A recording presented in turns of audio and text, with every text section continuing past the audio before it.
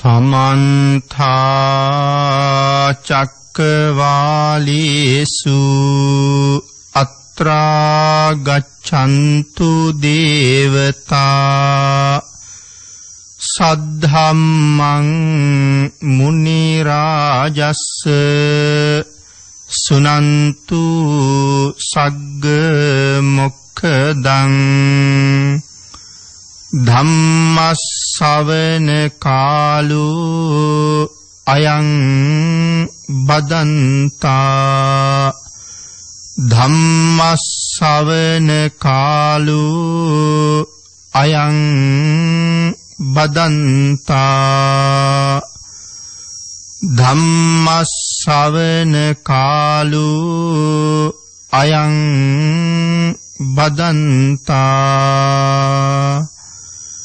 नमो तस्स भगवतो अरहतो सब्ब धम्मेषु अपटिहत ज्ञानचारस्स दस बलधरस्स चतुवेसारज्य विसारदस्स सब्ब सत्तुत्तमस्स धम्मिस्स रस्स धम्मराजस्स ධම්මස්සාමිස්ස තථාගතස්ස සබ්බඤුනෝ සම්මා සම්බුද්දස්ස නමෝ තස්ස භගවතු අරහතු සබ්බ ධම්මේසු අප්පටිහත ඥානචාරස්ස දස බලධරස්ස චතුවේසාරජ්‍ය විසරදස්ස සබ්බ සත්තුත්තමස්ස ධම්මිස්ස රස්ස ධම්මරාජස්ස ධම්මස්සාමිස්ස තථාගතස්ස සබ්බඤුනෝ සම්මා සම්බුද්දස්ස නමෝ තස්ස භගවතු අරහතු සබ්බ ධම්මේසු අප්පටිහත ඥානචාරස්ස දස බලධරස්ස චතුවේසාරජ්‍ය විසරදස්ස සබ්බ සත්තුත්තමස්ස ධම්මිස්ස රස්ස ධම්මරාජස්ස ධම්මස්සාමිස්ස තථාගතස්ස සබ්බඤුනෝ සම්මා සම්බුද්දස්ස. පින්නතුනි, අද ධර්ම දේශනාවේ මාතෘකාව හැටියට මම යොදා ගන්න කල්පනා කළේ කර්මය සහ කර්මඵලය පිළිබඳව මනා අවබෝධයක් සහ විශ්වාසයක් නැති, එනිසාම සිල් ආරක්ෂා කරන්නෙත් නැති, දන් දෙන්න උනන්දුවක් දක්වන්නෙත් නැති, දන් දෙන සිල් රකින අය නොයෙක් කරුණු කාරණා දක්වමින් නොයෙක් උපාය යොදමින් ඒ පුණ්‍ය කර්ම වලින් වළක්වමින් කටයුතු කරන අයට මේ සංසාරයේ මොන වාගේ තැනක් අනාගතයේ උරුම වෙනවද කියන කාරණාව පැහැදිලි කෙරෙන පේතවත්තු පාළියේ සඳහන් වෙන ධනපාල කියන පේතවත්තුවෙන් තමයි අද ධර්මදේශනාව සිදු කරන්න බලාපොරොත්තු වෙන්නේ. පින්නතුනි, අපේ බුදුරජාණන් වහන්සේ සවැත් නුවර ජේතවනාරාම විහාරයේ වැඩ ඉන්න කාලේ ධනපාල කියන එක්තරා ප්‍රේතෙක් අරමුණු කරගෙන තමයි මේ ධර්මදේශනාව සිදු කරන්න යෙදුනේ. අපේ බුදුරජාණන් වහන්සේ ලෝකෙ පහළ වෙන්න කලින් දසන්න කියන රටේ ඒරකච්ච කියන නුවර ධනපාල කියලා සිටුවරයෙක් ඉඳලා තියෙනවා. මේ සිටුවරයා ශ්‍රද්ධාව නැති කෙනෙක්. ඒ වගේම තද මසුරු පුද්ගලයෙක්. කුසල ධර්මයන්ගේ විපාක නැහැ කියන මිත්‍යා ලබ්ධියකින් නාස්තික දෘෂ්ටියකින් යුක්තව තමයි ජීවත් වෙලා තියෙන්නේ. මේ සිටුවරයා පස්සේ කාලේ මරණයටපත් වෙලා වැලි කාන්තාරයක ප්‍රේතෙක් වෙලා උප්පත්තිය ලැබුවා. සඳහන් කරනවා තල් ගහක් වාගේ උසයි කියලා. ඊතා විරූපී මූණක්, ඊතාම රළු ශරීරයක් මේ ප්‍රේතයාට උරුම වෙලා තිබුණා. ඇටකොටු පෑදිලා, නහරවැල් ඉලිප්පිලා, මේ ඉලෑට ඉහළට ඉස්සිලා හොඳට මතුවෙලා පේනවා. 55 අවුරුද්දක් තිස්සේ එකම පැම් පොදක්වත් බත් හුලක්වත් ලැබිලා නැහැ. අවුරුදු 55ක්ම එක දිගටම සාපිපාසාවෙන් පීඩා විඳිනවා. ඒ නිසා උගුර කට වේලිලා, තොල් දිව ආදිය වේලිලා, සාපිපාසාවෙන් උපරිම පීඩාවක් විඳ විඳ ඉන්නවා. පින්තුනි, මනුස්ස ලෝකේ නම් සඳහන් කරනවා ආහාර පාන නැත්තම් දවස් 7කට වඩා ජීවත් වෙන්න බෑ කියලා. දෙවියන් පිළිබඳව සඳහන් කරනකොටත් පැහැදිලි කරලා තියෙනවා.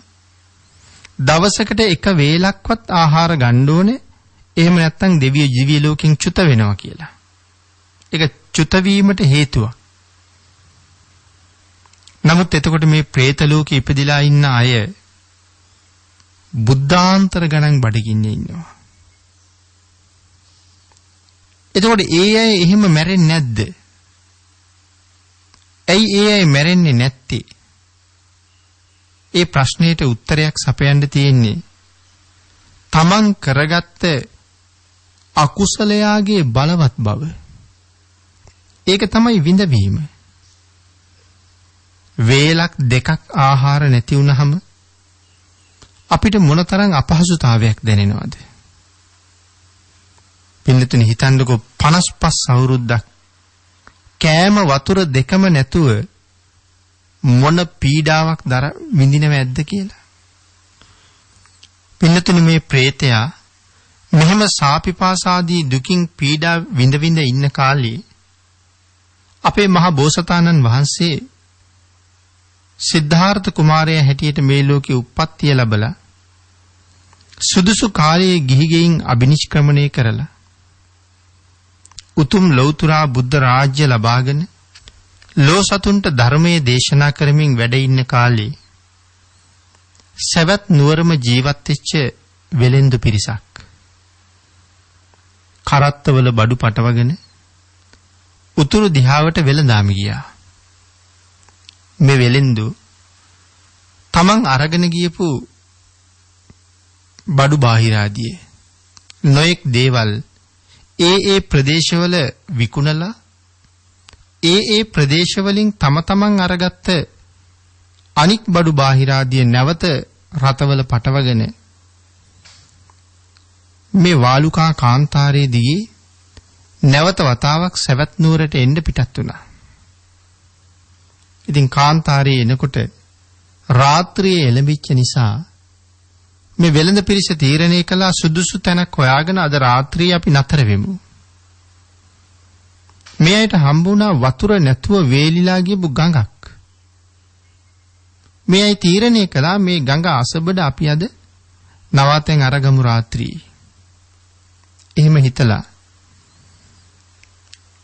ගොනුන්ගේ විය කර ලිහලා සුදුසු තැන්වල බැඳලා අරගෙන ගියපු සත්ව ආහාර මේ ගොනුන්ට කෑමට දීලා මේ අයත් විවේක අරගෙන විවේකීව ඉන්න වෙලාවේ අර ධනපාල ප්‍රේතයා මේ වාලුකා කාන්තාරේ තමයි ඉන්නේ. මේ ප්‍රේතයා මේ ගඟ ළඟට එනවා වතුර ටිකක් හොයන්න. නමුත් අපි සඳහන් කළානේ ගඟ දැන් වේලිලා තියෙන්නේ, ගඟ හිඳිලා. ඉතින් මෙයාගේ පිපාසයේ නිමා ගන්න අවස්ථාවක් හම්බෙන්නේ නැහැ එතනින්. නමුත් අතිශයින්ම පීඩිතයි. ඒ පීඩාව දරා ගන්න බැරුව ඔහු මේ ගඟ ළඟ ඇද වැටෙනවා. මේ වෙළඳ පිරිසට මේ ප්‍රේතයා දකින්න ලැබෙනවා. ඉතින් සාමාන්‍ය අපිට ප්‍රේතයෝ පේන්නේ නැහැ. නමුත් කිනම් හෝ විශේෂ හේතුවක් නිසා මේ ඇයට මේ ප්‍රේතයව දකින්න ලැබෙනවා. ඉතින් ඊටාම පුදුම සහගතයි. ඒ වගේම හරි භයානක පෙනුමයි. සමහර වෙලාවට පින්නතුනි මේ ධනපාල සිටුවරයා අද මේ ප්‍රේතයා වෙලා ඉන්නේ සිටුවරයන්නේ. ඒ සිටුවරයා එදා යම් විදිහකට කටයුතු කළාද ඒ විදිහටම කටයුතු කරන අය ඊට පස්සෙත් ඕන තරම් ලෝකෙ හිටියා. භාග්‍යතුන් වහන්සේ වැඩ ඉන්න කාලෙත් එහෙම අය ඕන තරම් හිටියා. එදා විතරක් නෙමෙයි අදත් එහෙම අය ඕන තරම් ඉන්නවා. ඉතින් මේ වාගේ දරුණු අකුසල කර්ම සිද්ධ කරගෙන මේ තරම් භයානක දුක්වලට මූණ පාණ්ඩ සිද්ධ වෙන බව ලෝක සත්වයාට ප්‍රත්‍යක්ෂ කරලා භාග්‍යතුන් වහන්සේගෙන් දේශනා කරවන්න හේතුවක් සැපයීම සඳහාම දේශනාවකට මාතෘකාවක් සැපයීම සඳහාම මේ වාගේ අවස්ථාවන් වල මේ ප්‍රේතයන් මිනිසුන්ට පෙනී සිටිනව වෙන්නත් පුළුවන්. දැන් මේ වෙළඳ පිරිස මේ ප්‍රේතයාව දැකපු නිසානේ මේ කාරණාව අපට දැනගන්න ලැබෙන්නේ. මේ ධර්ම දේශනාව අපට කරන්න අවස්ථාව හම්බ වෙලා තියෙන්නේ. මේ සම්බන්ධ කරුණු භාග්‍යතුන් වහන්සේ දේශනා කළේ මේ වෙලෙන්දු ගිහිල්ලා බුදුරජාණන් වහන්සේට මේ කාරණාව මතක් කරපු නිසානේ. ඒ නිසා අපටම සරණක් පිහිටක් වෙනුවෙන් මෙවන් අවස්ථාවන් උදා වෙනවා වෙන්නත් පුළුවන්. ප්‍රේතය ඇද වැටෙනවා දැකපු වෙළඳ පිරිස ප්‍රේතයා ළඟට ගිහිල්ලා කතා කළා. කතා කරලා අහනවා විලි වහගන්න ඇඳුමක් නැතුව විරූප වෙච්ච කෙසඟ වෙච්ච නහරවැල් ඉලිප්පුන ශරීරයේ ඉහළට උස් වෙලා මතුවෙච්ච ඉලයට ඇතුව මහත් දුකක් වින්දනය කරන ඔබ කවුද කියලා ප්‍රේතයාගෙන් අහනවා. ඒ වෙලාවේ ප්‍රේතයා උත්තරයක් දෙනවා. සත්පුරුෂවරුනි මම പ്രേත ලෝකයේ ඉපදිලා දුකටපත් වෙච්ච කෙනෙක්. පව් කරලා මිනිස් ලෝකෙන් චුත වෙලා പ്രേත ලෝකයට ඇවිල්ලා නිමක් නැති මහා දුක්ඛන්දරාවල් විඳින කෙනෙක්. පින්නතුනි මෙහෙම කියහම මේ වෙළඳ පිරිස പ്രേතයාගෙන් අහනවා මේ වාගේ හිතාගන්න බැරි තරම් මහා දුකක් වින්දනය කරන ඔබ මනුස්ස ලෝකේ ඉන්න කාලේ සිතින් කයින් වචනයෙන් මොන විදිහේ අකුසල් රැස් කරලාද මේ වාගේ දුක්ඛිත ආත්ම භාවයකට ආවේ කියලා. ප්‍රේතයා සඳහන් කරනවා කයින් වචනයෙන් මනසින් මං බොහෝ අකුසල් කරගත්තා. ප්‍රේතයා තමන්ගේ අතීත ජීවිතේ නැත්නම් මනුස්ස ලෝකේ ගත කරපු ජීවිතේ පිළිබඳව සම්පූර්ණ තොරතුරු මේ අයට කියනවා. අතීත ජීවිතය ගැනත් කියනවා. වර්තමානයේ විඳින දුක්ඛන්දරාව ගැනත් කියනවා. අනාගතයේ Tamanට වෙන්නේ මොකක්ද කියන එකත් මේ പ്രേතයා විසින්ම මේ පිරිසට පැහැදිලි කරලා දෙනවා. പ്രേතයා සඳහන් කරනවා සත්පුරුෂයිනි අතීතයේ දසන්න කියන රටේ දසන්න කියන රජුරු රාජ්‍ය කරන කාලේ ඒරකච්ච කියන ප්‍රසිද්ධ නුවරක් තිබුණා. ආන්ගේ නගරේ සිටුවරේ කැරියට තමයි මම ජීවත් වුනේ. ඒ කාලේ මගේ නම ධනපාල. මට බොහෝ සම්පත් තිබුණා. කරත්ත 80ක් පුරවලා මට අමුරත්තරන් තිබුණා. ඒ වගේම කරත්ත 80ක් පුරවලා මට කහවණු තිබුණා. තවත් බොහෝසේ මට රත්තරන් තිබුණා. මුතු වෛදූර්ය මාණික්‍ය මට ඒ වගේ අඩුවක් තිබුණේ නැහැ. ඒ තරම්ම මහා ධනවතෙක් වුණත් මට දන් දෙන්න කැමැත්තක් ඇති වුණේ නැහැ. ආහාර පාන හොයාගෙන තනින් තන ඇවිදින යාචකයෝ මම දකී කියලා මං ආහාර අනුභව කරනකොට gedara දොර වහගෙන තමයි ආහාර අනුභව කෙරුවේ.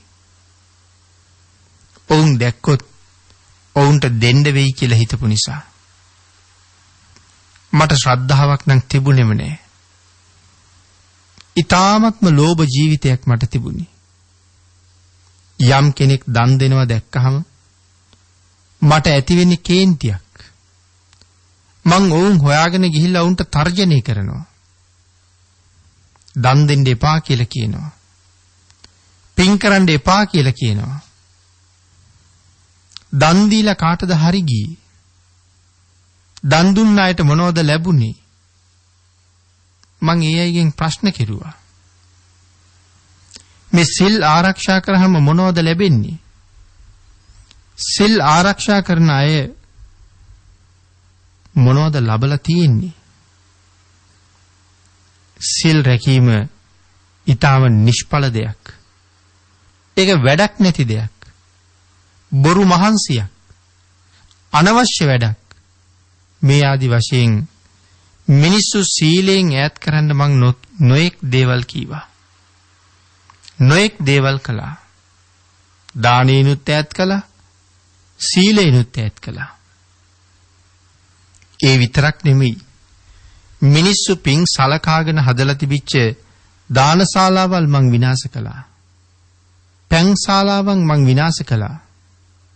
මිනිස්සුන්ට ගමන් කරන්න බැරි තැන්වල ගමනාගමන පහසුව සඳහා හදලා තිබිච්ච ඒ දඬු පාලං ආදී දේවල් මං විනාශ කරලා දැම්මා.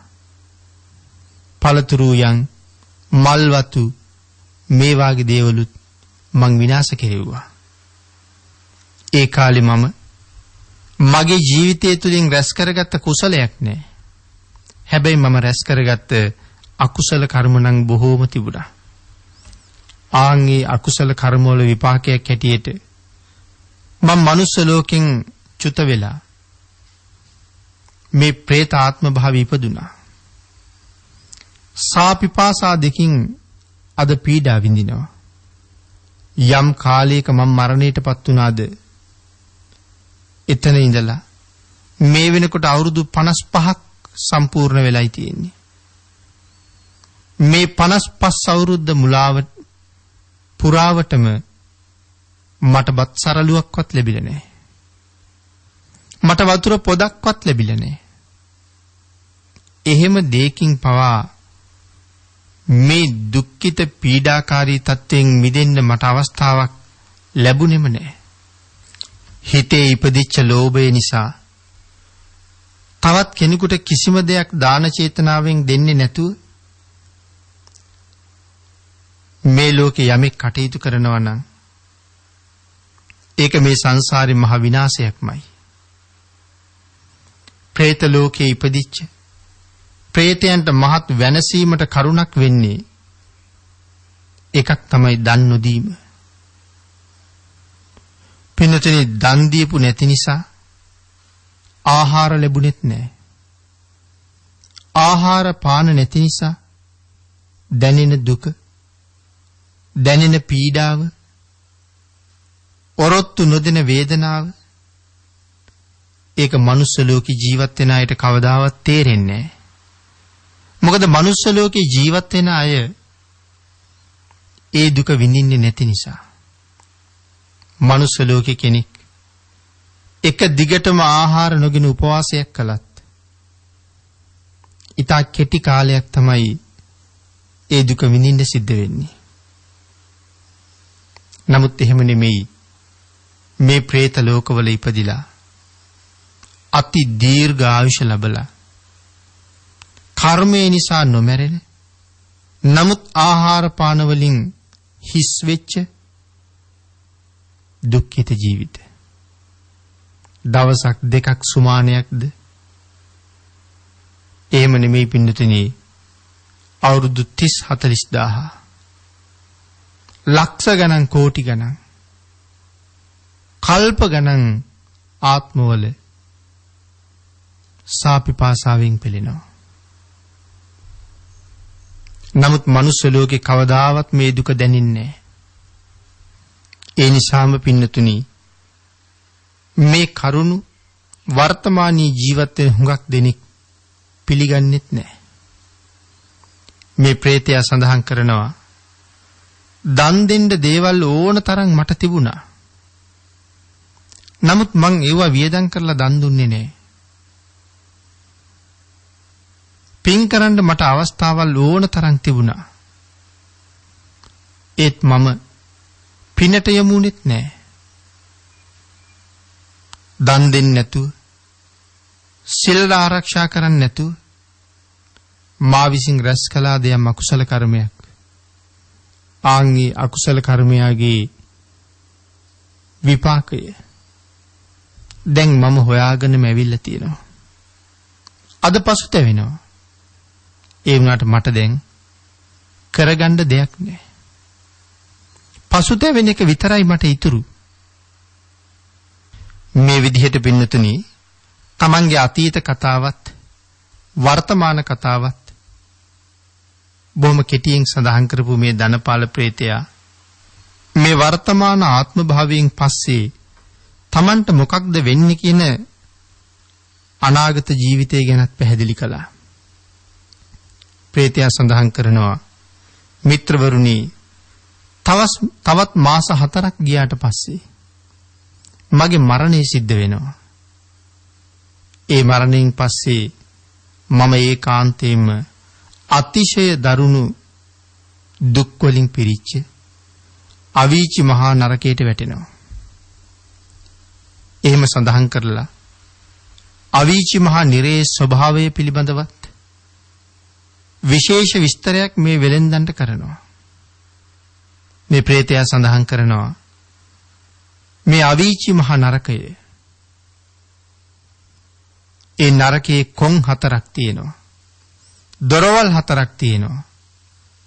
කොටස් වශයෙන් ප්‍රමාණ වලට බෙදලා තියෙනවා. යකඩ පවුරකින් වට කරලා තියෙනවා. යකඩ පියනකින් වහලා තියෙනවා. ඒ නරකයේ පතුලත් යකඩින්ම තමයි හැදිලා තියෙන්නේ. හාත්පස ගිනි ජාලාවන්ගෙන් පිරීලා තියෙනවා.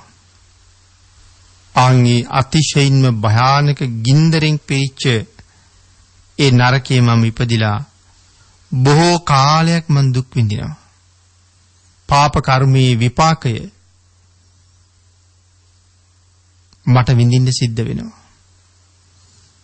ඒ කාරණාව මම හොඳටම දන්න නිසා මන් දැන් මහත්සේ පසුතැවෙනවා. චිත්ත පීඩාවටපත් වෙනවා. නමුත් මා විසින් රැස් කරගත් අකුසල කර්මයන් මා විසින්ම වින්දනය කළ යුතුයි. එහෙම ප්‍රකාශ කරන ප්‍රේතයා මේ වෙළඳුන්ට අවවාදයක් කරනවා. මිත්‍රවරුනි මම උඹලට යමක් කියනවා. මුලින්ම උඹලට ආශිර්වාද කරනවා. යහපතක් වේවා. මේ අවස්ථාවේ මෙතන කොයිතරම් ප්‍රමාණයක් රැස් වෙලා ඉන්නවද? ඒ සියලු දෙනාම මගේ වචනය ඊටාම හොඳින් අහන්න. මිත්‍රවරුනි උඹලා ප්‍රකට වශයෙන් හෝ අප්‍රකට වශයෙන් එහෙම නැත්නම් ප්‍රසිද්ධියේ හෝ අප්‍රසිද්ධියේ ප්‍රාණඝාත ආදී පස්පව් කරනවද? දස අකුසල් කරගන්නවද?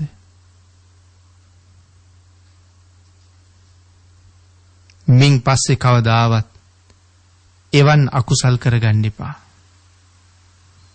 ඒ අකුසලයේ අතිශයින්ම භයානකයි. මිත්‍රවරුනි ඒ ලාමක අකුසල කර්ම කවදාවත් තමන් කරන්නත් එපා.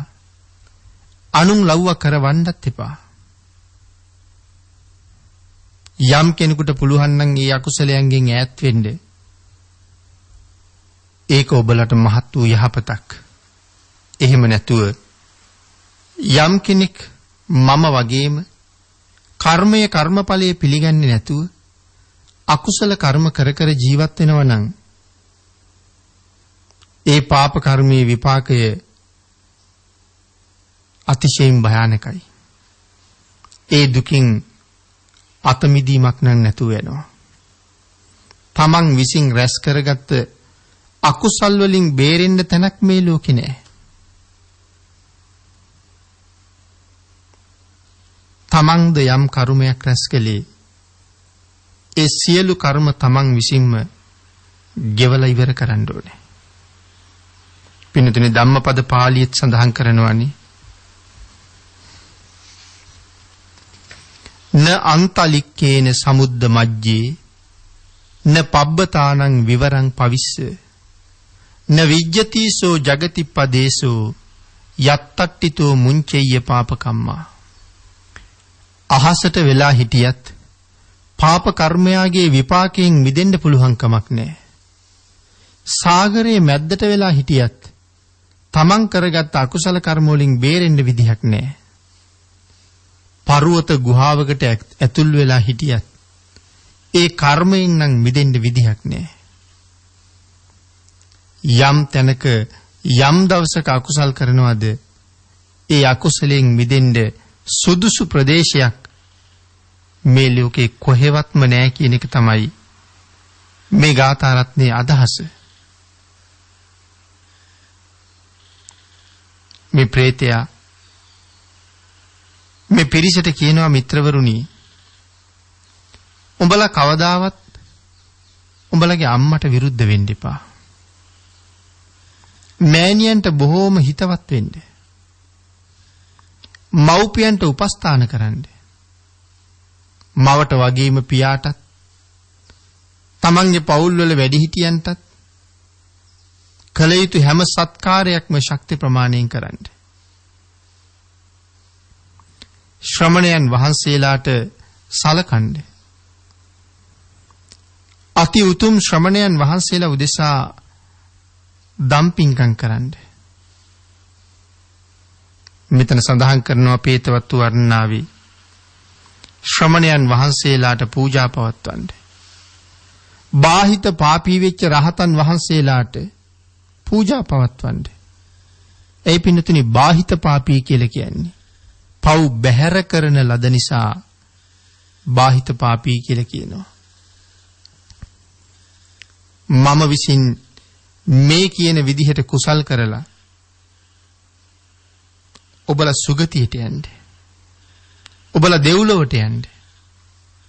ඒ සඳහා බොහෝසේ කුසල් රැස් කරන්න. පින්නතුනි මේ වෙලෙන්දු මේ ප්‍රේතයාගේ කියමන අහලා මේ ඇයට ඇති වුණේ පුදුම සංවේගයක්. මහ දුකක් ඇති වුණා 55 අවුරුද්දක් තිස්සේ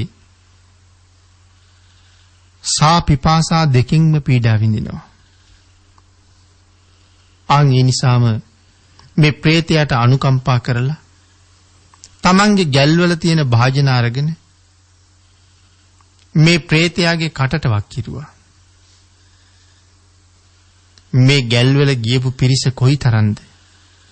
ඒ සියලු දෙනාම මොනවා හරි භාජන අරගෙන සෑහෙන වෙලාවක් ප්‍රේතයාට වතුර සැපෙව්වා.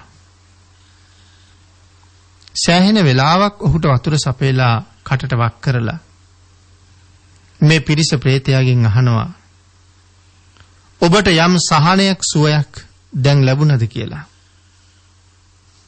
ප්‍රේතයා සඳහන් කරනවා මේ වෙලාවේ ප්‍රේතයා සඳහන් කරනවා මෙපමණ පිරිසක් මෙතෙක් වෙලා මට මොනතරම් වතුර සැපෙව්වද? ප්‍රේතයා සඳහන් කරනවා ඔබ විසින් මගේ මුවට වත් කරන ලද ජලය එක බිඳුවක්වත් මගේ උගුරෙන් පහළට ගමන් කිරීමක් නම් උනේ නැහැ. එහෙම සඳහන් කරාම මේ සියලුම වෙලෙන්දු ඊ타ත්ම සංවේගයටපත් වුණා. කල කිරුණු ස්වභාවයෙන් යුක්තවම මේ ප්‍රේතයාගේ සාපිපාසා සංසිඳවන්න හැකි කිසියම් උපායක් තේනවද කියලා ප්‍රේතයාගෙන් නැවත ඇහුවා. මේ දුකින් ඔබව මුදව ගන්න අපිට කිසියම් ක්‍රමයක් තියෙනවද? ප්‍රේතයා සඳහන් කරනවා මේ පාප කර්මය ඉවර වුණාට පස්සේ තථාගතයන් වහන්සේට එහෙම නැත්නම් භාග්‍යතුන් වහන්සේගේ ශ්‍රාවකයන් වහන්සේලාට දන් දෙන්න. දන් දීලා ඔබලා විසින් රැස් කරගන්නේ කුසල කර්මය මට දෙන්න. මම මේ പ്രേතාත්ම භාවයෙන් එහෙම වුණොත් මිදෙනවා. එහෙම සඳහන් කරාම ඒ වෙලෙන්දු නැවත ආපහු පිටත් වෙලා සවැත් නුවරට ගිහිල්ලා අපේ බුදුරජාණන් වහන්සේ මුණ ගැහිලා මේ කාරණාව භාග්‍යතුන් වහන්සේටත් ප්‍රකාශ කරලා ඔවුන් තිසරණ සහිතව පන්සිල් සමාදන් වෙලා බුදුරජාණන් වහන්සේටත් භික්ෂු මහා සංඝරත්නයටත් සතියක් මුළුල්ලේ එක දිගට මහ දන් දීලා එයින් තමන් රැස් කරගත්ත මේ උතුම් පුණ්‍ය ධර්මයන් പ്രേත අපායේ දුක් විඳින තමන්ට මුණ ගැහිලා කතා කරපු ධනපාල ප්‍රේතයට අනුමෝදන් කළා. එතන අපේ බුදුරජාණන් වහන්සේ මෙන්න මේ කාරණාව මුල් කරගෙන එතෙන්ට රැස් වෙලා හිටපු සිව්වණක් පිරිසටම ධර්ම දේශනා කළා. බොහෝ දෙනෙක් ලෝභ ආදී මසුරුකම් අත්හැරලා දාන ආදී පුණ්‍ය කර්ම කරන්නේ අදහස් ඇති කරගත්තා. වෙනතුනි මේ සඳහන් කළේ මේ සංසාරයේ සැබෑ ස්වභාවයේ තොරතුරු. අතීතයේ ජීවත් වෙච්ච එවන් මහ ධනපතියන් මේ කුසල ධර්මයන්ගේ විපාකයක් තියෙනවා කියන කාරණාව පිළිගත්තේ නෑ වගේම වර්තමානෙත් එහෙම අය ඕන තරම් මේ සමාජ ජීවත් වෙනවා. ඒ තමන් මේ කරගන්නේ තමන්ටම හානියක් කියන බව පිළිගන්න තරම් ඒ අයට ප්‍රඥාවක් නැද්ද කියලා හිතෙනවා. ධනය නිසා, කුලය නිසා, බලය නිසා, උගත්කම නිසා එක එක මාන්නක්කාරකම් වලින් හිත පුරවගෙන මාන්නාධික ජීවිත ගත කර කර ඉන්න අය වර්තමානෙත් අඩුවක් නැහැ කියලා සඳහන් කළා. නමුත් පින්නතුනි ඒ ධනයටවත් ඒ බලයටවත් ඒ නම්බුකාරකම් වලටත් ඒ හැකියාවන් වලටවත් මේ සංසාරේ අපි සුගතියට යවන්න පුළුවන්ද? දුකෙන් අත මුදවන්න පුළුවන්ද? තිලෝගුරු සම්මා සම්බුදුරජාණන් වහන්සේ දේශනා කළා නම් දුකෙන් මිදෙන ක්‍රමයක්. ඒක තමයි ලෝකේ තියෙන එකම ක්‍රමය දුකෙන් මිදෙන්න. පින්නතුනි හිතලා බලන්නකෝ.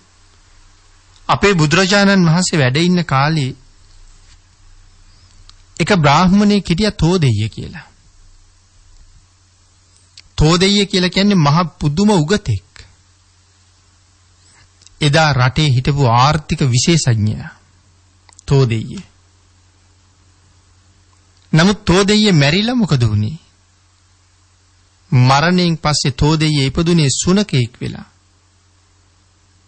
තමන්ගෙම ගෙදර.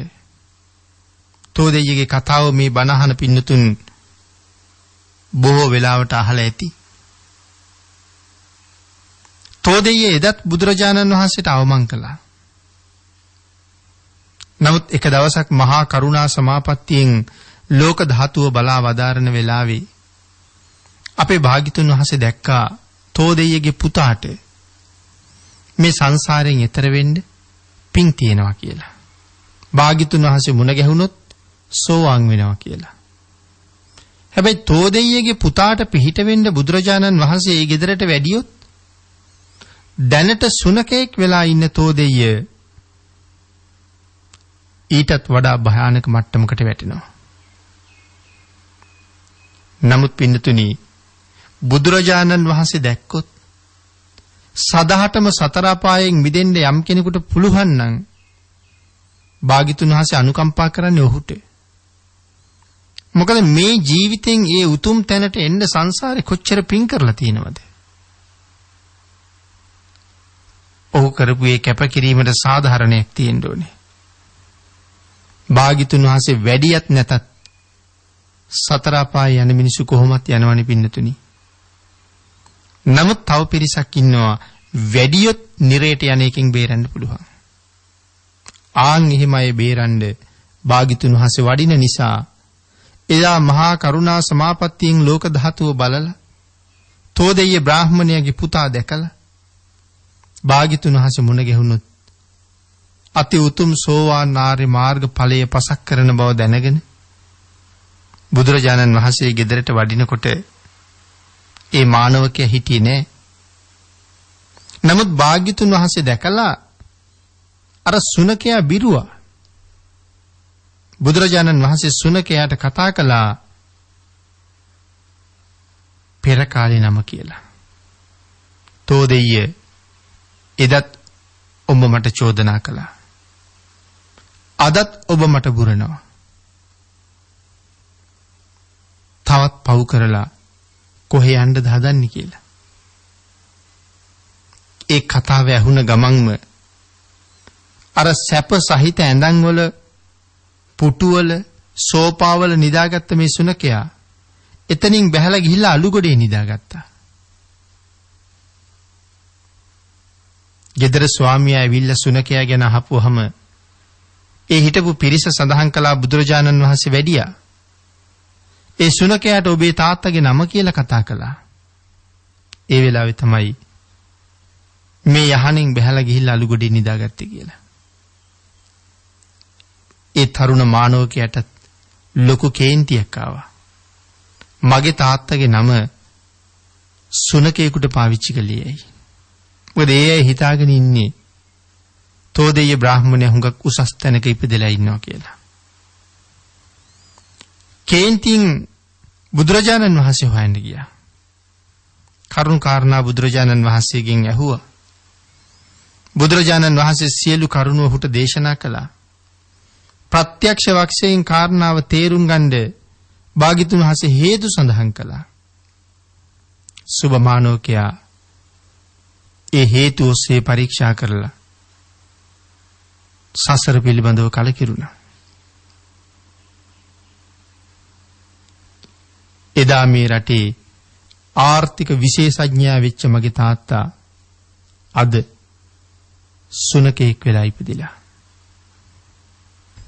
පින්නතුනි මොන උපාධිය තිබුණත් කොයි තරම් ධනය තිබුණත් රටේ රජකම් කළත් බුදුරජාණන් වහන්සේගේ මාර්ගයට අවතීර්ණ වෙලා නැත්තම් භාග්‍යතුන් වහන්සේ දේශනා කරපු දේශනාවට අනුව ජීවිතේ ගොඩනගන්න නැත්තම්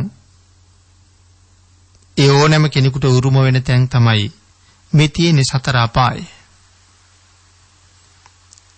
අපි හිතන්නේ අපිට එහෙම වෙන එකක් නෑ කියලා.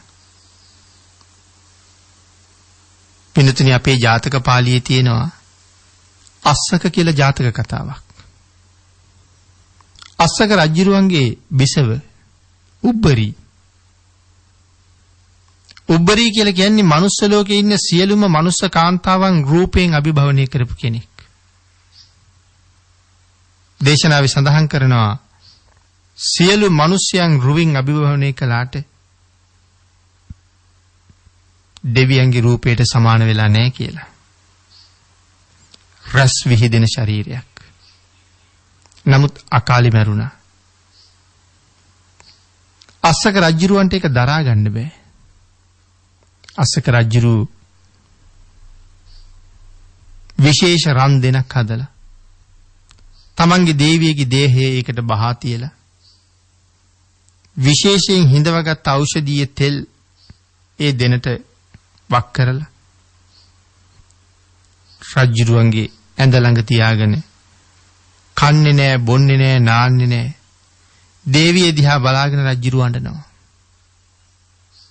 මේ කාලේ අපේ මහ බෝසතාණන් වහන්සේ හිමාලයේ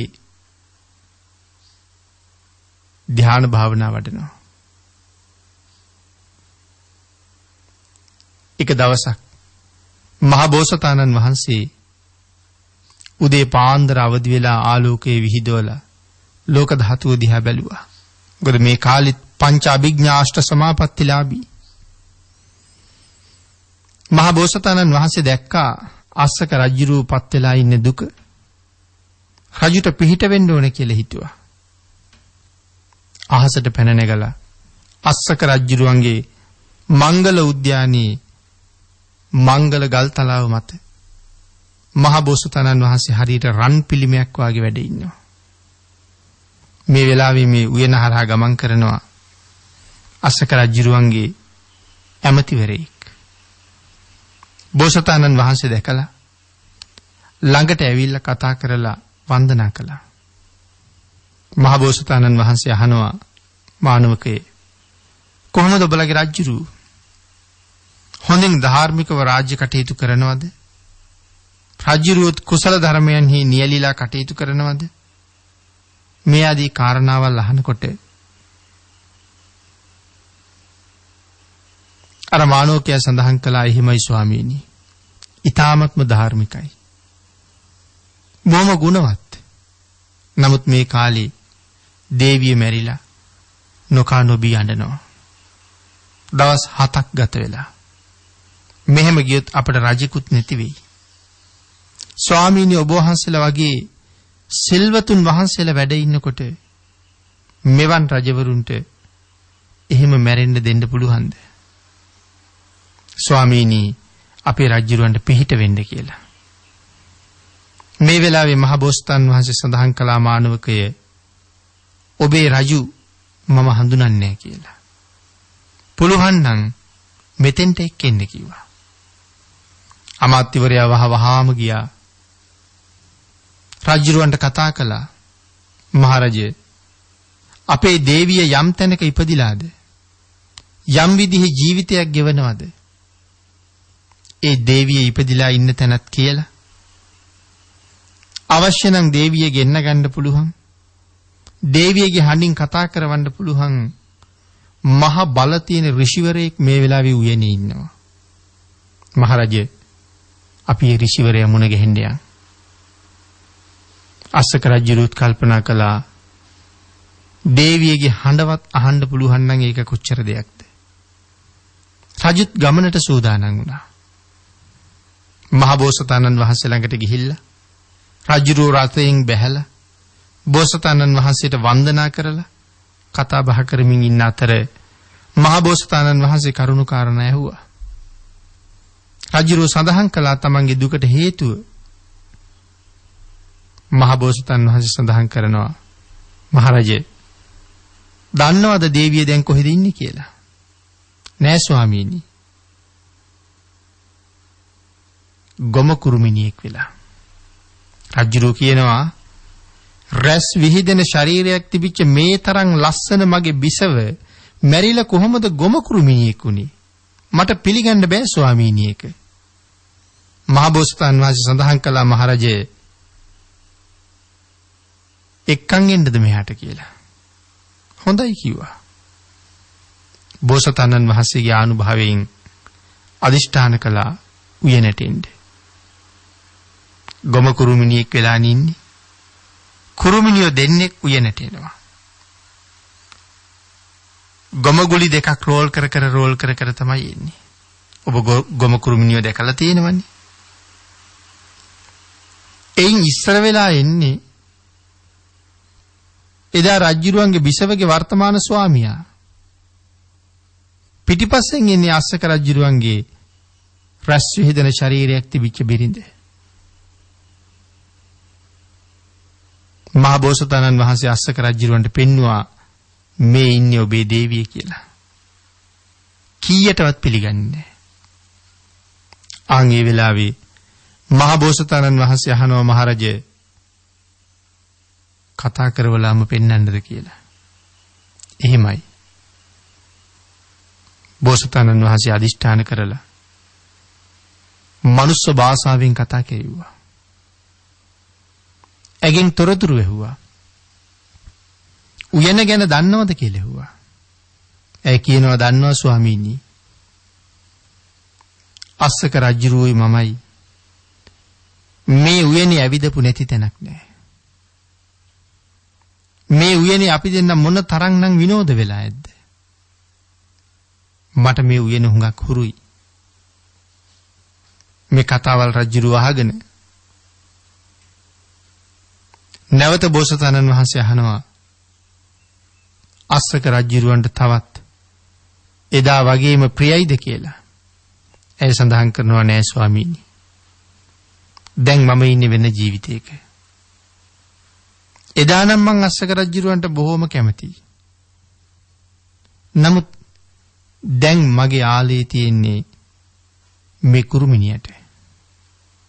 මේ තමයි දැන් මගේ ජීවිතේ, මේ තමයි මගේ ස්වාමියා. එදා අස්සක රජුරවන්ට මම බොහොම ලෙන්ගතු බව ඇත්ත. නමුත් අද අස්සක රජුරවන් ගැන මට හැඟීමක්වත් නැහැ. ස්වාමීනි, අවශ්‍ය නම් අස්සක රජුරව මරලා ඕන්නම් මට පුළුවන් අස්සක රජුරව මරලා රජුරවන්ගේ ලේ අරගෙන ඇවිල්ලා ඒ ලේ වලින් මගේ ස්වාමියාගේ පාද දෝවණය කරන්නත් මට පුළුවන්. අස්සක රජුරවන්ට වඩා මම මොහුට ඒ තරම්ම ලෙන්ගතුයි. ඉතින් රජුරව පින්නතුනේ ඒ වෙලාවෙම දේහේ මාලිගාවෙන් පිට කරවලා ආදාහනය කෙරෙව්වා. රජුරෝ ඉස හොදලා නාගෙන මාලිගාවට ගිහිල්ලා කරුණු කාරණා තේරෙන්නේ නැහැ. සසර පිළිබඳව අවබෝධයක් නැහැ. තවත් කාන්තාවක් විවාහ කරගෙන රජුරෝ රාජ්‍ය කරමින් ගියා. නමුත් ප්‍රඥාවන්තයෙක් නම් මොනව කරයිද? එක කාන්තාවක් මැරිලා දවස් 7ක් විඳපු දුක තවත් කාන්තාවක් අරන් ආවම ඇයත් හදිස්සියේ අකාලේ මැරුණොත් මේ දුක ආයෙත් උරුමයි. එතකොට රජුරු මේ ගෙනල්ලා තියාගත්තේ දුකක් නෙමේද? ඔබ හිතන්නකෝ එදිනෙදා තමන්ගේ ජීවිතය තුළ අපි පරිහරණය කරන දේවල් පිළිබඳව අලුතෙන් අපි බඩමුට්ටු ගේනවා තමයි. නමුත් පින්නතුනේ ගේන්න එකතු වෙන්නේ gedara මෙතෙක් කල නොතිබිච්ච දුක්ඛන්දරාවක්. රැස්වීම දුකයිනේ. අපි හිතන්නේ රැස්වීම සැපයි කියලා. නෑ, රැස්වීම දුකක්. මෙතෙක් ජීවිතේ නොතිබුණු අලුත් කරදරයක් තමයි අලුත් යමක් ජීවිතයට එකතු වෙනවා කියලා කියන්නේ. යමක් එකතු වීමෙන් ඇති වෙන්නේ අලුත් කරදරයක්. ඉතින් අපි උත්සාහ කරන්නේ කරදර වලින් ඈත් වෙන්නනේ. නමුත් සාමාන්‍ය සත්වයා කරන්නේ කරදර ගෙනල්ලා පුරව ගන්න එක. ඉතින් අස්සක රජුරුත් ඒක නෙමෙයිද කළේ? මහා බෝසතාණන් වහන්සේගෙන් බණ අහලා දේවිය මැරිලා මෙච්චර කල් දුක් විඳලා රජුරෝ ඕක තේරුම් අරගත්තේ නෑනේ. පිනතුනේ ඒක අස්සක රජුරවන්ට විතරද එහෙම වෙලා තියෙන්නේ? මේ කියපු කාරණාවල් වලට අනුව අපේ ජීවිත කොච්චර වෙනස් වෙන්න වෙයිද? මිනිස්සු ඉවක් බවක් නැතුව පව් කරනවා. සුළුපටු අකුසල්ද මිනිස්සු රැස් කරන්නේ. අවුරුදු කෝටි ගණන් වලින් ගෙවන්න වෙන තරම් පව් තමයි මිනිස්සු ජීවිතවල රැස් කරගන්නේ. මිනිස්සුන්ට මේ අකුසලයේ බලවත් කියලා සඳහන් කළාට, කර්මයේ බලවත් කියලා සඳහන් කළාට ඔක තේරෙන්නේ නැත්තේ මං හිතන්නේ කරලා ඉවර වෙනකොට එවලෙම ප්‍රතිඵල හම්බ වෙන්නේ නැති හින්දා වෙන්නේ. එහෙම වෙන්නේ නැහැ පින්නතුනි. අපිට කවදාවත් ජීවිතේ කරගන්න බැරි පරපතල අකුසල් කරපු අය මේ ලෝකේ හිටියා. එක්කෙනෙක් තමයි දේවදත්තයන් වහන්සේ. බුදුරජාණන් වහන්සේගේ ශරීර ධාතුව මතට මහ විශාල ගලක් පෙරළුවා. බුද්ධානුභාවයෙන් භාග්‍යතුන් වහන්සේ ආරක්ෂා වුණා. නමුත් ඒ ගල් වලින් නැගුණ එක ගල් පතුරක් සිරිපතුලේ වැදිලා බුදුරජාණන් වහන්සේගේ සිරිපතුලේ ලේ කැටි ගැසීමක් සිද්ධ වුණා. ආනන්තරීය පාප කර්මයක් නේද? ආනන්තරීය පාප කර්මයක් කරලත් කිසිම කරදරයක් නැතුව දේවදත්තයන් වහන්සේ පන්සලට ගියා නේද පින්නතුනි තමන් වැඩ ඉන්න තැනට? කවුරුවත් කරදර කළාද භාග්‍යතුන් වහන්සේට හිංසා කරලා උඹ ඉන්නේ කියලා? නෑ එහෙම කරන්න කෙනෙක් ඉදිරිපත් උන්නේ නෑ. එහෙම දෙයක් උනේ නෑ. ඉතින් ඒකෙන් කියන්න හැදුවේ ඒ තරම් බරපතල කර්ම කරලවත් එවලේ විපාකයක් හම්බුනේ නැත්තම් අපි කරන කර්ම වලට පින්නතිනි කරලා ඉවර වෙනකොට විපාක හම්බ වෙන්නේ නැහැ. මේ ජීවිතේනුත් ඒ කර්ම වලට යම් විපාකයක් මතු දවසක Tamanට ලැබෙන්න පුළුවන්. නමුත් මරණින් මත්තේ ඒ කරගත් අකුසල් වලට වන්දි ගෙවන්න සිද්ධ වෙනවමයි. ඒ නිසා අකුසලයෙන් ඈත් වෙන්න උත්සාහ කරන්න. තමන්ගේ ජීවිතයට රැකවරණයක් තමන්ම හදන්න ඕනේ. අපේ ජීවිතයට වග කියන්න ඕනේ අපි. වෙන කවුරුවත් ඒක කරන්නේ නැහැ පින්නතුනි. නමුත් මේ වෙනකොට බුද්ධාන්තරයක ශ්‍රේෂ්ඨ මනුෂ්‍ය ජීවිතයක් ලබලා ඉපදිලත් අපි කොච්චර පව් කරලා තියෙනවද? අපි පින් කරන්නේ හරි අඩුවෙන්. හරි උනන්දුවෙන් උද්‍යෝගයෙන් වැඩි කාලයක් අරගෙන අපි පව් කරනවා. බුදුරජාණන් වහන්සේ කොයිතරම් කරුණු දේශනා කළත් අපිට ලොකු විශ්වාසයක් ධර්ම රත්නය ගැන නැහැ. නත්ති මේ සරණං අඤ්ඤං බුද්ධෝ මේ සරණං වරං. බුදුරජාණන් වහන්සේ හැර මට මේ ලෝකේ වෙන සරණක් නැහැ කියලා හරියටම පිහිටපු අය කවුද ඉන්නේ? කීයෙන් කී දෙනෙක් දැත්තේ? ආරක්ෂාව උදෙසා වෙන වෙන සරණ හොයන අය කොච්චර ඉන්නවද ලෝකේ? හිතලා බලන්න මේ කාලේ. ආරක්ෂාව උදෙසා මොන තරම් සරණ හොයනවද කියලා. නත්ති මේ සරණං අඤ්ඤං ධම්මෝ මේ සරණං වරං. සමහර අය කියනවා ධර්මයේ ඔහොම සඳහන් කරලා තිබුණට ඕව ප්‍රායෝගික නෑ කියලා. සමහර අය සඳහන් කරනවා ධර්මයේ නම් තියෙනවා තමයි. නමුත් ඕව කරන්න බෑ කියලා. කරන්න බැරි නම් දේශනා කරන්නේ නෑනේ. මහා කල්ප අසංඛ්‍ය 4.1 අතට හම්බෙච්ච නිවන කෝටි ගණන් ආත්ම වලින් අත්හැරලා මේ සංසාරේ ඇවිදගෙන ආවේ ඔබට මට කරදර කරන්න නෙමෙයිනේ පින්නතුනි. අපිට සහනයක් සලසන්නයි මේ සංසාරේ ඉච්චර දුර ආවේ. ඉතින් තමන්ගේ නිවනත් අත්හැරලා ආවේ අපිට සහනයක් සලසන්න නම් අපිට කරන්න බැරි දේවල් නෙමෙයි දේශනා කළේ, පුළුවන් දේවල්. බැරි දේවලුත් තියෙනවා. හැබැයි භාග්‍යතුන් වහන්සේ ඒවා එක එක මට්ටම් වලින් දේශනා කළේ. ප්‍රමාණ වලින්. හැමෝම මේ ප්‍රමාණය කළ යුතුයි කියලා කාරණාවක් නැහැ. නිති පන්සිල් ආරක්ෂා කරන්න දේශනා කළා. උපෝසත දවසේ 8 සිල් ආරක්ෂා කරන්න ඊට වැඩි සීලයක් ආරක්ෂා කරන්න දේශනා කළා. නමුත් ගිහි පින්නතුන්ට දස සීලයකුත් තියෙනවා. හැබැයි සාමණේර දස සීලය ආරක්ෂා කරන්න කියලා කිව්වේ නෑ.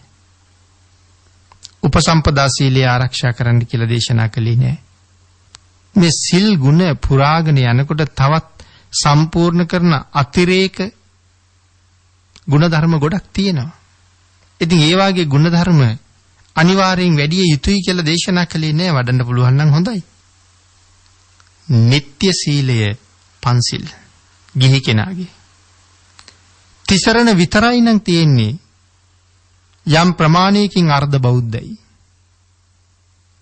තිසරණයි පන්සිලුයි දෙකම තියෙනවා නම් ඒ බෞද්ධකම සම්පූර්ණයි. යමෙක් ළඟ තිසරණත් නැද්ද? පන්සිලුත් නැද්ද? මරණින් පස්සේ නිරයට යන්න තියෙන ඉඩකඩ 99%කටත් වඩා වැඩි. 100%යි කියලා කිව්වොත් වැරදි නෑ. නමුත් මේ අකුසල කර්මපත මරණ මොහොතේ මතක් වුණොත් ඒකාන්තයෙන් නිරේගාමී කරනවා. ඉතින් තිසරණත් නැත්තම් පන්සිලුත් නැත්තම් කොහෙවත් රැකවරණයක් නැහැනේ. සතර අපාය විතරමනේ උරුම. පන්සිල් කියලා කියන්නේ මේ සංසාර ගමනේ Tamanට හම්බ වෙලා තියෙන හොඳම රක්ෂණයක්. ඉතින් අපි රක්ෂණයක් යොදාගන්නේ රැකවරණයක් වෙනුවෙන්නේ. පහසුවක් වෙනුවෙන්. ඔබ ළඟ තියෙන නොඑක් දේවල් රක්ෂණය කරලා තිබුණට බලන්නකෝ මේ සංසාර ගමන තුල ඔබට රක්ෂණයක් තියෙනවද කියලා. නැත්තම් රක්ෂණය වෙන්න ඉක්මනට. එහෙම වෙලා ආරක්ෂාව හදාගන්න. ආපදාවත ළඟ මරණය කොහොමත් අපි ළඟ. නමුත් මේ කාලේ විවිධ පැතිකඩවල වලින් යන තැන මාරයා පස්සෙන් වගේ. ඒකෙන් බේරෙන්න කොච්චර දේවල් කරනවද? මුඛ ආවරණ පළඳිනවා, අත් සෝදනවා, විෂ බීජනාශක පාවිච්චි කරනවා. මේ නොයේක් දේවල් කරගෙන යනවනේ මේ කාලේ අපි හැමෝම. ආපදාවක් තියෙනවා. වසංගතයක් ඇවිල්ලා. කොයි වෙලාවෙ වැළඳෙයිද දන්නේ නැහැ. වැළඳුනායේ කී දෙනෙක් මැරෙයිද කියලා දන්නේ නැහැ. මැරෙන ලයිස්තුවේ මමත් ඉන්නවද කියලා දන්නෙත් නැහැ. කමක් නැහැ. කරන්න දෙයක් නැහෙනි. ලෝක වසංගතයක්. මෙවන් වෙලාවල් වල බේරෙන්නම බැරි නම් භාග්‍යතුන් වහන්සේ දේශනා කළේ සිල්වත් වෙන්න කියලා. ඉතින් ඔබ සිල්වත් වෙන්න උත්සාහ කරන්න. මේ ආපදාව හරියටම කළමනාකරණය කරගන්න. ඒක තමයි ඔබට කරන්න තියෙන හොඳම දේ. වෙනතුනි ධර්ම දේශනාවට තියෙන කාලේ නිමා වෙලා නිසා අපි ධර්ම දේශනාව මෙතනින් නිමා කරමු. මේ කරුණ ජීවිතයට එකතු කරගෙන සතුටු වෙන්න පුළුවන් ජීවිතයක් නිර්මාණය කරගන්න තුනුරුවන්ගේ ආශිර්වාදයෙන් ශක්තිය, ධෛර්යය, වාග්ය, වාසනාව උදා වේවා කියලා ආශිර්වාද කරනවා. පින්නතුනි අද ධර්මදේශනාවේ දායකත්වයේ දරනු ලබන්නේ වෛද්‍ය පබා රසිකා ඒකනායක මෙනවිය ඇතුළු පවුලේ සියලු දෙනා විසින් උතුම් අරමුණ හැටියට සිහිපත් කරනවා කුරුණෑගල කාර්මික විද්‍යාලයේ ලේකකාධිකාරී ලෙස සේවය කර විශ්‍රාම ලැබූ පියදාස ඒකනායක පියාණන්ගේ සැප්තැම්බර් මාස 8 වන දිනට යෙදුන ජන්මදිනයේ නිමිති කරගෙන පියාණන්ට නිදුක් නිරෝගී සුවය හා දීර්ඝායුෂ ප්‍රාර්ථනා කිරීම, ඊට අමතරව පවුලේ සියලු දෙනාට ඥාති හිත මිත්‍රාදීන්ට නිදුක් නිරෝගී සුවය ප්‍රාර්ථනා කිරීම, ධර්මදේශනාව සිදු කරන ගෞරවනීය දේශකයන්න් වහන්සේට ප්‍රාර්ථනීය බෝධියකින් උතුම් චතුරාර්ය සත්‍ය ධර්මයේ අවබෝධ වීම පිණිස මේ කුසල් හේතු වේවා කියලා අපටත් ආශිර්වාද කරනවා. ධර්ම ශ්‍රවණය කළ අපි සියලු දෙනාටමත් කෙටිම කාලයකින් පහසුම ආකාරයෙන් සුඛ සහගත ප්‍රතිපදාවෙන් උතුම් චතුරාර්ය සත්‍ය ධර්මයේ අවබෝධ කර ගැනීම පිණිසත් කල්යාණ මිත්‍ර සරත් ශාන්ත දේශප්‍රිය මැතිතුමා, ප්‍රියංකා රණසිංහ මැතිණිය සහ දියණියන් දෙදෙනාට ආශිර්වාද කිරීම, අප සියලු දෙනාගේම නමින් මියගිය සියලුම ඥාතීන්ට පින් අනුමෝදන් කිරීම, ලොව පවතින වත්මන් වසංගත තත්වය ඊටම ඉක්මනින් අවසන් වීමට ප්‍රාර්ථනා කිරීම පබා රසිකා ඒකනායක මෙනවියගේ බලාපොරොත්තු අතර සිහිපත් කරලා තියෙනවා. එතුමිය ඇතුළු පවුලේ සියලු දෙනාගේම මේ උතුම් බලාපොරොත්තු ප්‍රාර්ථනා සියල්ලක්ම ඒ ආකාරයෙන්ම මුදුන්පත් වේවා කියලා ප්‍රාර්ථනා කරනවා. ආකාශට්ඨා ච බුම්මට්ඨා දේවා නාග මහිද්దికා පුඤ්ඤන්තං අනුමෝදිත්වා චිරං රක්ඛන්තු ලෝක සාසනං දේවෝ වස්සතු කාලේන සස්්‍ය සම්පatti හේතුච පීතෝ භවතු ලෝකෝ ච රාජා භවතු ධම්මිකෝ.